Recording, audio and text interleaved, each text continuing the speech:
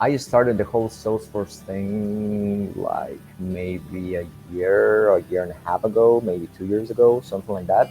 And I started looking at that, discovering things, buying a course on Udemy, uh, and really try to start all this. Did I have my doubts? Yes, but I believe there is only two options.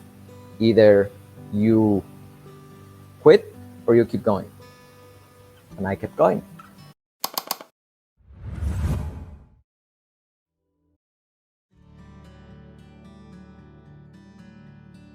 So I was working in digital marketing and project management before this. I discovered that a CRM can do a lot more than tracking websites, taking care of email marketing and type of thing, emails, SMS, all those things. I fell in love with it. I started buying courses online, small courses and things like it. All of a sudden, I discovered Trailhead, started going through that, and then when I felt more comfortable with Salesforce, I started looking for projects. I was in a point where I didn't have those resources because I wanted to do it. I wanted to do it from before. I saw the value from before, but I didn't have those resources, and I knew I was hitting certain things that without support will take a lot longer to jump through those hurdles. I needed something that gets me to the other side of the certification, right? Because all the feedback I get is I have the knowledge, I know how to do it. When I start hitting all these practice tests and things like it, is like I know the answer, but I know looks like I am not hitting the answer they want me to hit, right? But I needed that specific piece for me to be able to get to the next level. What I will say is be honest on your capabilities, because one of the biggest one of the biggest things I have found about Salesforce is it is always going to find a way of humbling you. It changes so much, so fast, that it doesn't matter if today you know your ABCs from top to bottom, tomorrow a name is going to change, something is going to come up, and you're going to have to come back. First of all, it's okay saying, I don't know, let me take a look at.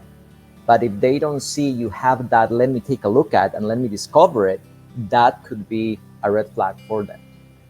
It wasn't even about my technical knowledge. It was about the type of person I am and what I can bring to the table. Meaning, I am not going to get the stock. And if I get stock, I'm going to ask. After I have done my research, I've gone back and say, okay, these things have worked for me. Okay, this is what I found about all this. Is that the question and the answer you are looking for, or you're looking for a different question or for a different answer? Because a lot of the Salesforce ecosystem changes so much that it's gonna keep you humble. I mean, there's just no. I would love to see something like the Matrix movie that you can have a little chip and look, because it's I mean, the amount of information, the amount of knowledge, the amount of things is like, wow, how do I digest all this? After going through the whole interview process, I my real goal, because I'm still working towards my certification, my real goal was actually looking at how are they interviewing me, what type of questions they are asking me, and all these things. So when I reached that point, first blew my mind directly.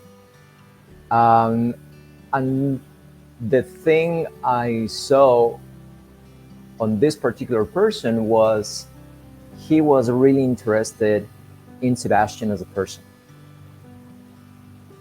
So I mean, I was expecting technical questions, things like what's your background, why are you looking at moving from XYZ to Salesforce, that type of thing. And all of a sudden, he started asking me for me, for the way I think, the things I like. Um, I remember asking him, I see you are not really asking anything about technical. So what type of person are you looking for? And you could see his eyes opening, and all of a sudden was, yeah, you are definitely going to hear from us, and open up right there and then. Now, it is remarkable for me that the CEO actually takes time to interview each and every single person before they get hired. That already says a lot of the company. There is a huge point that I am not certified yet, because I could still be making even more if I was certified. I am completely convinced of that. So that's one of the reasons that I went to the program, to Talent Stacker, because for some reason I know I have the knowledge, but I am having a hard time passing that hurdle. That's where I'm at right now. So on one hand, I mean, I have the job, I got the job and all that, but now it's okay. How do I take it to the next step by getting certified? When you hit some kind of a wall, when you are not sure how something is going to work, all of a sudden you have a group to back you up, and the answer may not be the right answer the first try, but at least they are gonna point you in the right direction, right? Because everybody's coming from a different background, a different need that they are trying to fulfill.